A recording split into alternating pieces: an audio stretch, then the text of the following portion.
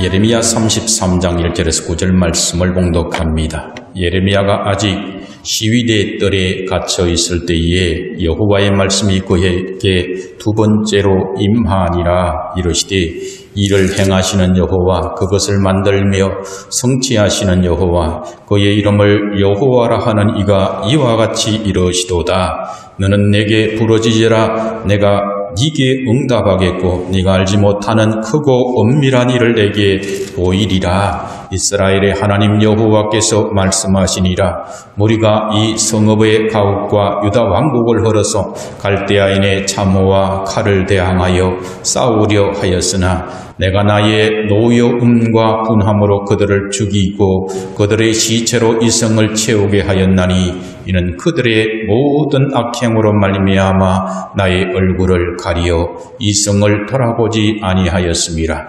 그러나 보라, 내가 이 성읍을 치료하여 고쳐낫게 하고 평안과 진실이 풍성함을 그들에게 나타낼 것이며 내가 유다의 포로와 이스라엘의 포로를 돌아오게 하여 그들을 처음과 같이 세울 것이며 내가 그들을 내게 범한 그 모든 죄악에서 정하게 하며 그들이 내게 범하여며 행한 모든 죄악을 상할 것이라. 이 성읍이 세계 열방 앞에서 나의 기쁜 이름이 될 것이며 찬송과 영광이 될 것이요 그들은 내가 이 백성에게 베푼 모든 복을 들을 것이요 내가 이 성읍에 베푼 모든 복과 모든 평안으로 말미암아 두려워하며 떨리라. 아멘.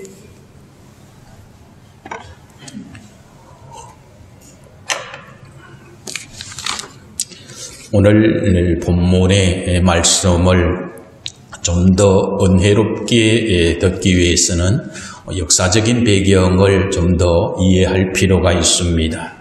오늘 이 본문이 주어지는 시대적인 배경은 이제 바벨론 제국의 침략으로 인해서 남유다의 모든 땅이 이미 바벨론 제국의 점령을 당하고 이제 마지막 수도인 예루살렘 성이 함락되기 직전인 BC 587년의 시대적 배경을 가지고 있습니다.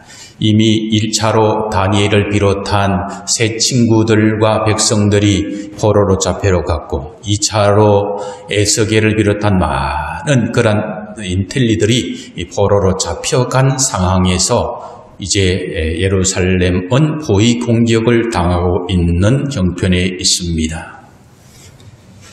이때 이제 마지막 남은 예루살렘 성이 포위된 가운데 예레미야 선지자가 왕궁의 시위대의 뜰에 갇혀 있을 때에 하나님께서 주시는 말씀이 오늘의 본문의 말씀입니다. 오늘 본문을 통하여 치료하시고 회복시키시는 하나님이라는 제목으로 말씀을 전할 때에 여러분의 심령에도 회복되는 놀라운 은혜가 있기를 주님의 이름으로 축원합니다.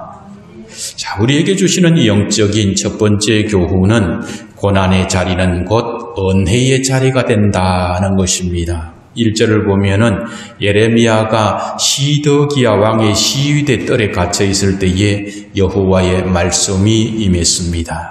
예레미야의 몸은 지금 갇혀 있는 상태입니다. 그러나 그는 그 고난의 장소에서 더 깊은 하나님의 말씀을 들을 수가 있었습니다. 성경을 보면은 고난의 자리에서 더 깊은 하나님의 은혜의 음성을 듣는 사람들이 있음을 알게 됩니다. 욥기 42장 5절에서 고난을 통하여 내가 듣게 대하여 귀로 듣기만 하여 싸우니 나 이제는 눈으로 주를 배움나이다 라는 체험을 하게 됩니다. 창세기 28장에서 야곱은 아버지 이삭과 어머니 리브가와 함께 거하는 따뜻한 가정의 장소가 아니라 자신을 죽이려는 현 에서를 피하여 도망하는 가운데 짐승의 울음소리가 들리는 허허벌판의 베델이라는 빈들에서 돌을 베개 삼아서 잠을 청할 때에 하나님의 말씀이 임했습니다. 출애굽기 3장에서 모세는 애굽의 바로의 공주의 아들의 신분으로 왕자로서 궁중에서 부귀와 건세를 누리는 그러한 때가 아니라 도망자 신세가 되어서 미디안 땅에서 처가살이 40년 동안을 고생한 후에 하나님의 은혜의 말씀을 듣게 됩니다. 열왕기상 19장에 보면 엘리야 이 선지자는 갈멜산에서 갈멜산에서 바알과 아세라 선지자 850명과의 대결에서 하나님이 불을 내리시는 놀라운 그런 승리의 순간이 아니라 이방 여인 이세벨의 한마디에 두려워 도망하다가 호렙산 동굴에서 하나님의 음성을 듣게 됩니다. 신약시대의 사도 요한도 유배지였던 밤모섬에서 세상 종말에 관한 놀라운 계시의 말씀을 듣고 요한계시록을 기록했습니다. 오늘 본문에서도 예레미야는 지금 바벨론 제국의 공격으로 인해서 국가는 풍전등화의 위기에 있고 더구나 자신조차도 왕의 시위대의 뜰에 갇혀 있는 상황에서 하나님께서는 회복의 말씀을 주시고 계십니다. 사랑하는 성도 여러분, 그러므로 성도에게 있어서 하나님의 은혜의 그 음성을 듣기에 가장 적합한 때가 바로 고난의 때임을 우리는 알게 됩니다. 하나님은 꼭 고난의 때만 은혜의 말씀을 주시는 것은 아닙니다. 우리가 평안할 때도 하나님은 그 음성을 주시고 계시지만 그러나 일반적으로 우리는 세상에서 잘 나갈 때에 모든 것이 풍족할 때에는 하나님의 음성을 듣는 것이 쉽지 않습니다. 그것은 우리의 마음이 온통 세상의 마음이 빼앗겨 있기 때문에 하나님의 간절한 음성이 들리지 않기 때문입니다. 그래서 하나님은 가끔 우리를 원치 않는 고난의 막다른 그러한 골목으로 몰아가실 때가 있습니다. 어떤 사람은 사업이 막다른 골목에 있게 되기도 합니다. 어떤 사람은 건강이 마지막 골목길로 진퇴양난에 빠질 때가 있습니다. 어떤 사람은 남편, 어떤 사람은 자녀, 어떤 사람은 아내, 이 가족의 문제로 고난의 막다른 골목에 위치하게 될 때가 있습니다. 목회자도 하나님의 일을 하지만 하나님께서는 고난의 자리로, 그러한 훈련의 자리로 인도하실 때가 있습니다. 그래서 하나님께서는 그 고난의 자리에서 자기 자신을 돌아보게 하십니다. 고난의 때에 하나님의 처음 먹었었던 그런 초심으로 돌아갈 수 있는 그러한 기회를 주시는 것입니다. 여러분 가운데 지금 고난의 때가 있다면 이 때는 하나님과의 관계를 회복하는 그러한 귀한 시간임을 기억하시기를 바랍니다. 지금 인생의 최고의 그런 전성기를 누리고 있습니까? 고린도전서 10장 12절에 그런즉 선줄로 생각하는 자는 넘어질까 조심하라는 말씀을 기준으로 살아가기를 바랍니다. 지금 인생 최악의 고난의 때를 맞고 있습니까? 욥기 23장 10절에 나의 가는 길을 오직 그가 아시나니 그가 나를 단련하신 후에는 내가 정금같이 나오리라는 욥의 신앙의 고백이 여러분의 고백이 되기를 주님의 이름으로 축원합니다. 두 번째로 주시는 교훈은 하나님은 일을 행하시고 반드시 성취하시는 분이다는 말씀입니다. 2절을 보면은 일을 행하시는 여호와, 그것을 만들며 성취하시는 여호와, 그의 이름을 여호와라 하는 이가 이와 같이 이르시도다라고 말씀합니다. 우리가 믿는 하나님은 일을 행하시는 여호와이신 줄로 믿습니다. 그런데 하나님은 창세기 2장 3절에서 말씀합니다. 하나님이 그 일곱째 날을 복되게 하사 거룩하게 하셨으니 이는 하나님이 그 창조하시며 만드시던 모든 일을 마치시고 그날에 안식하셨다라고 말씀합니다. 안식하셨던 그 하나님께서 지금 왜 어찌해서 일을 행하시고 계셨는가에 대해서 우리가 알 필요가 있습니다. 요한복음 5장 17절에서 성자 예수님은 38년 된 그런 병자를 고치신 후에 안식일에 그것을 고치는 것을 비난하는 자들을 향해서 아버지께서 이제까지 일하시니 나도 일한다라고 말씀합니다. 왜 성자 예수님까지 이 세상에 오셔서 안식일에까지 일을 하고 계시는지 여러분들이 알기를 원합니다. 그러므로 성도는 창세기 3장 15절 이후에 내가 하리라 말씀하신 이후에 안식하시던 성부, 성자, 성령, 삼위일체 하나님께서 지금 이 순간까지도 잠시도 쉬지 아니하시고 일하고 계시는 그 일이 무엇인지 알아야 됩니다. 그것은 바로 재창조요 구속의 사역입니다. 바울 사도는 에베소서 3장 9절에서 이 사역을 영원부터 만물을 창조하신 하나님 속에 감추어졌던 비밀의 경륜이라고 그렇게 표현을 합니다. 이 점을 이사야 선지자는 이사야 9장 6, 7절에서 이는 한 아기가 우리에게 낳고 한 아들을 우리에게 주신 바 되었는데 그의 어깨에는 정사를 메었고 그의 이름은 기묘자라 모사라 전능하신 하나님이라 영존하시는 아버지라 평강의 왕이라 할 것임이라. 그 정사와 평강의 더함이 무궁하며 또 다윗의 왕자와 그의 나라에 군림하여 그 나라를 굳게 세우고 지금 이후로 영원히 정의와 공의로 그것을 보존하실 것이라. 만군의 여호와의 열심히 이를 이루시리라 그렇게 말씀하고 있습니다. 여호와 하나님은 지금 예레미야 선지자에게도 크고 엄밀한 일을 내게 보이리라고 말씀하고 있습니다. 이 말씀은 선민 이스라엘을 회복하시겠다라는 약속의 말씀입니다. 하나님은 시대마다 하나님의 사역자들을 통해서 말씀하고 계십니다. 그래서 이 점을 바울 사도는 에베소서 3장 8절에서 9절에 모든 성도 중에 지극히 작은 자보다 더 작은 나에게 이 은혜를 주신 것은 청량할 수 없는 그리스도의 풍성함을 이방인에게 전하게 하시고 영원부터 만물을 창조하신 하나님 속에 감추어졌던 비밀의 경륜이 어떠한 것을 드러내게 하려 하십니다 라고 그렇게 말씀하고 있습니다. 다시 오늘 본문으로 돌아가면 예레미야는 지금 시위대 뜰에 감금되어 있습니다.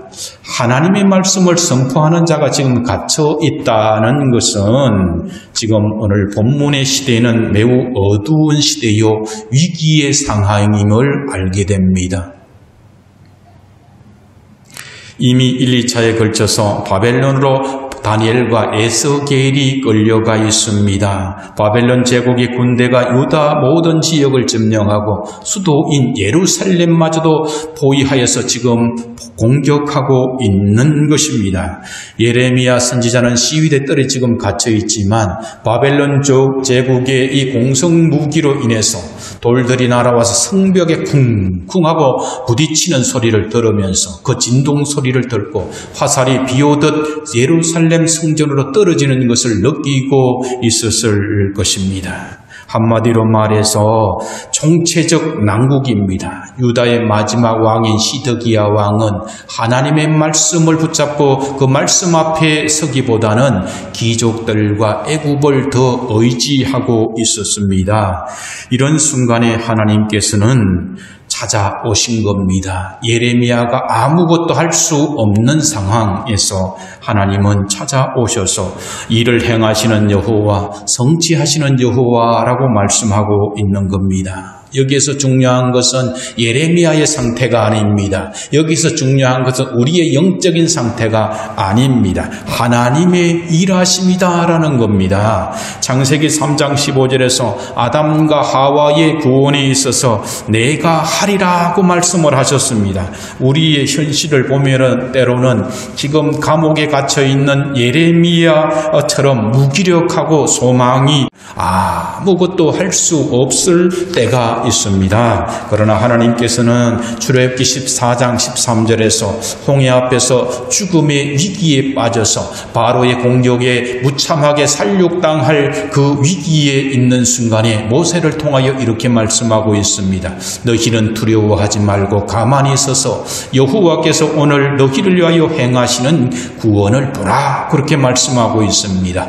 역대하 20장 17절에서 모압과 암몬 그리고 그들의 연합군 마온 사람들이 침입을 받아서 두려움에 떨고 있는 유다의 왕 여호사밧에게 이렇게 말씀합니다. 이 전쟁에는 너희가 싸울 것이 없나니 대의를 이루고 서서 너희와 함께한 여호와가 구원하는 것을 보라고 말씀합니다. 여리고성을 공격할 때에 이스라엘 백성들이 한 것은 아무것도 없었습니다. 입을 꾹 다물고 있었습니다. 하루에 한 바퀴, 마지막 날은 7째 날에 7바퀴를 돌면서 하나님이 말씀하라 할 때에 소리를 지르는 그것만으로 여리고성은 무너지고 말았던 것을 우리는 성경을 통해서 알고 있습니다.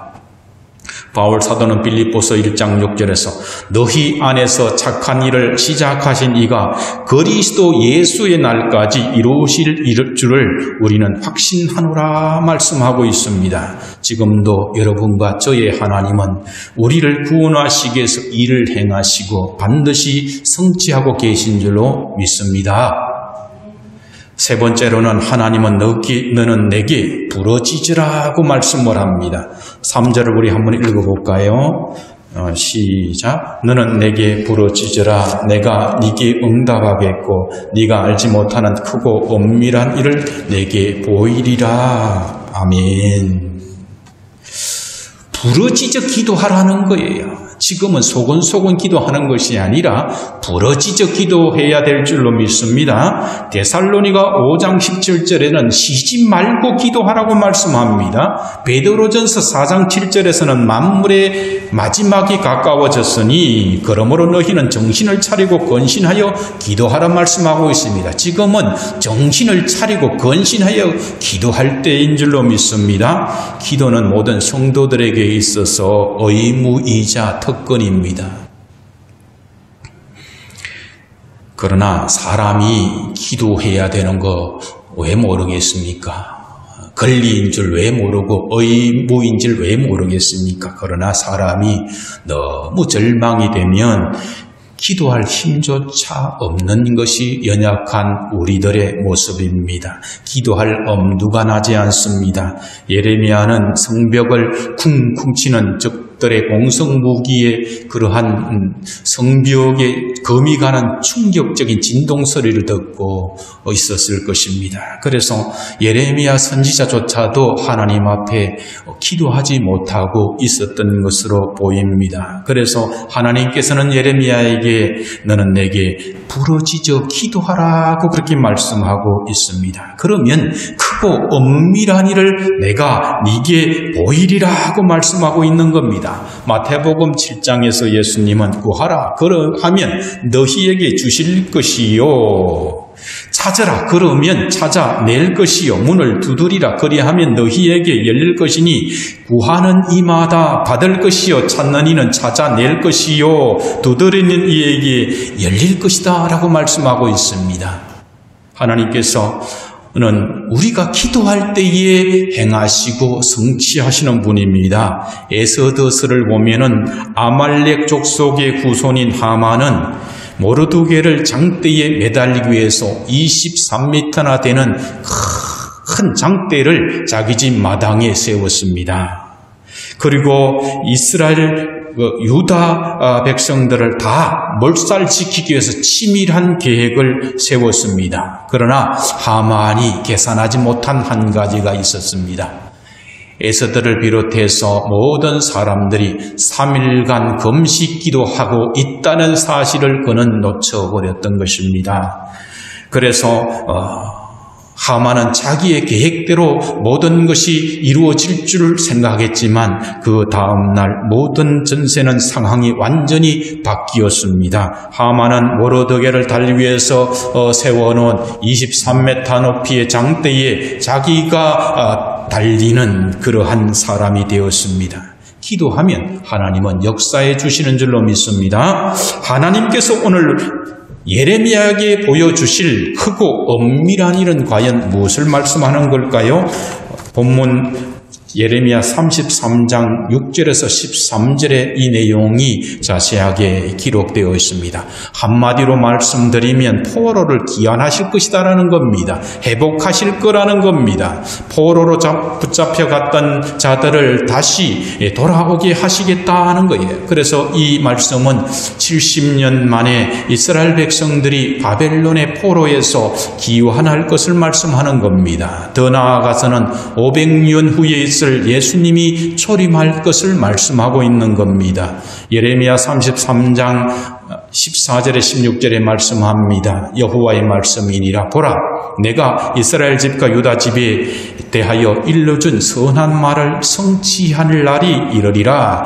그날 그때에 내가 다윗에게서 한 공의로운 가지가 나게 하리니 그가 이 땅에 정의와 공의를 실행할 것이라. 그날에 유다가 구원을 받겠고 예루살렘이 완전히 살 것이며 이 성은 여호와는 우리의 의라는 이름을 얻으리라. 그렇게 말씀을 합니다.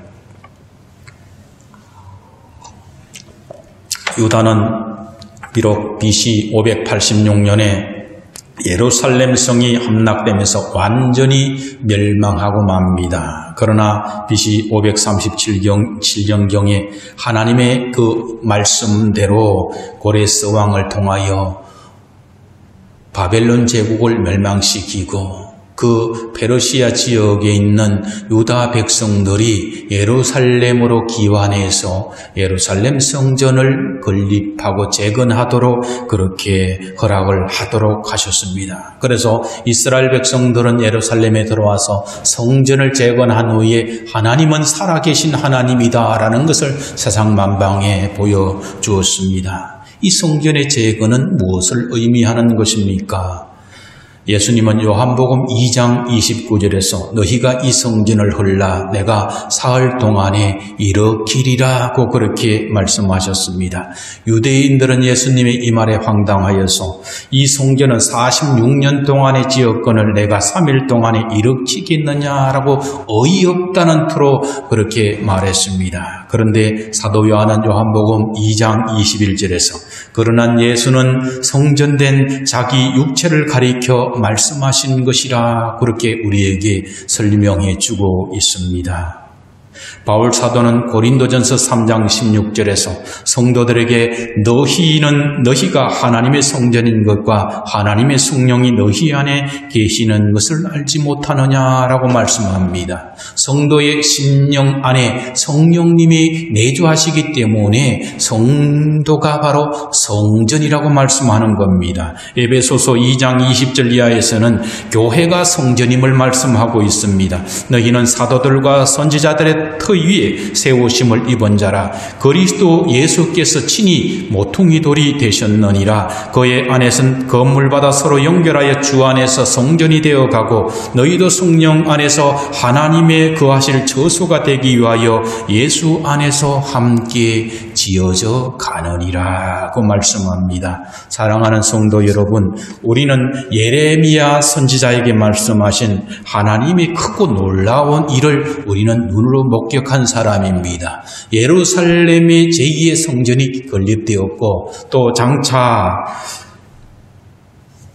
성전 되시는 예수님께서 허물고 다시 부활하시는 그 역사를 우리는 보았고 성령님이 우리의 심령에 들어오셔서 함께하여서 성전이 재건되는 것을 우리는 본 사람입니다. 요한계시록 21장에 보면 사도 요한이 목격하는 바는 어린 양 되시는 그리스도의 신부이며 거룩한 새 성 예루살렘이 하늘에서 내려온다라는 표현합니다. 그 바로 새 예루살렘 성이 바로 교회요 성도들인 것입니다. 네 번째 주시는 우리의 말씀은 치료하고 회복하시겠다라고 말씀을 하고 있습니다. 6절과 8절을 우리 함께 읽어보겠습니다. 시작. 그러나 보라, 내가 이 성읍을 치료하며 고쳐낫게 하고 평안과 진실이 풍성함을 그들에게 나타낼 것이며 내가 유다의 포로와 이스라엘의 포로를 돌아오게 하여 그들을 처음과 같이 세울 것이며.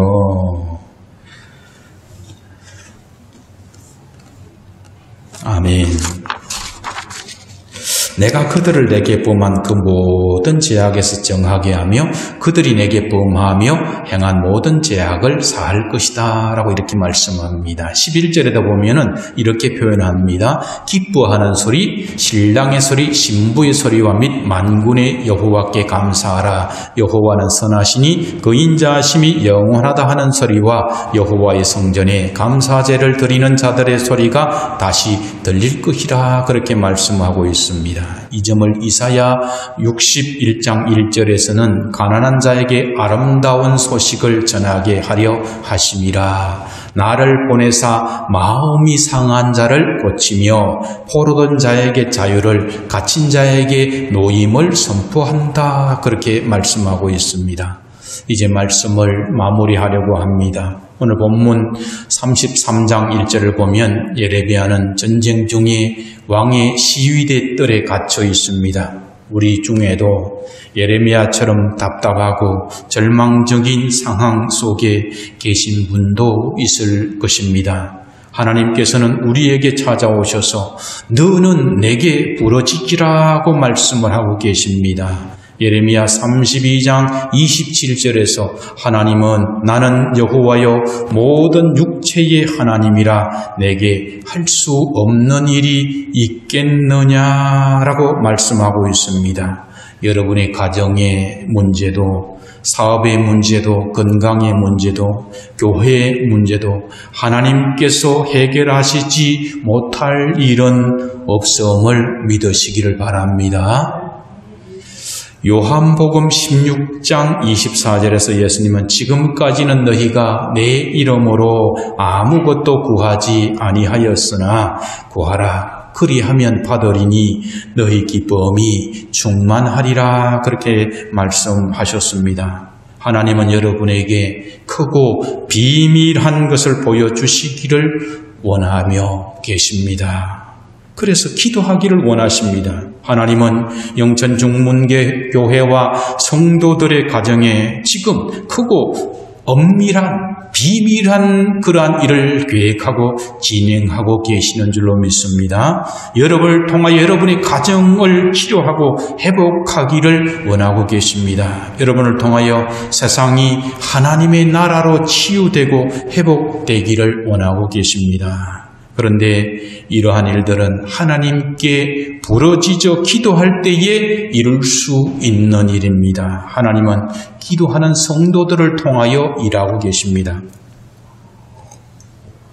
가나안 농군 학교를 세운 김용기 장로님은 1975년 3월부터 매일 새벽 4시부터 6시까지 그리고 오후 4시부터 6시까지 하루에 4시간씩 나라와 민족을 위해서 기도했다고 합니다. 그가 매일 올라가서 기도했다는 구국기도실 앞에는 다음과 같은 글귀가 적혀 있다고 합니다. 조국이여 안심하라. 이 글귀의 내용은 조국이여 안심하라. 내가 기도하고 있다는 뜻의 준말이라고 합니다. 김용기 장로님의 기도와 믿음이 여러분의 기도와 믿음으로 하나님의 나라에 귀하게 사용되기를 주님의 이름으로 축원합니다. 여러분이 기도함으로 영천중문교회가 안심할 수 있고 영천중문교회가 기도함으로 영천은 하나님의 나라로 회복될 것입니다. 아멘. 기도하겠습니다. 아버지 하나님, 예레미야 선지자는 시위대 뜰에 갇혀있는 가운데 고난의 때에 하나님의 음성에 회복의 말씀을 들었습니다.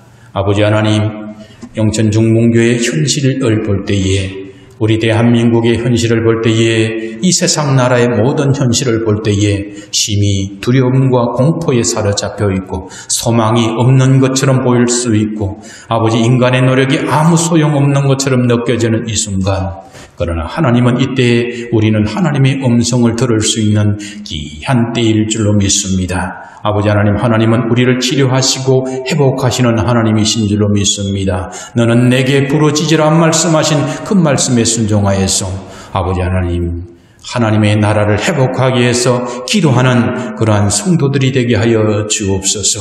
이 나라 이 민족을 회복시켜 주시옵소서. 감사하며 우리를 구원하신 주 예수 그리스도의 이름으로 감사하며 기도드리옵나이다. 아멘.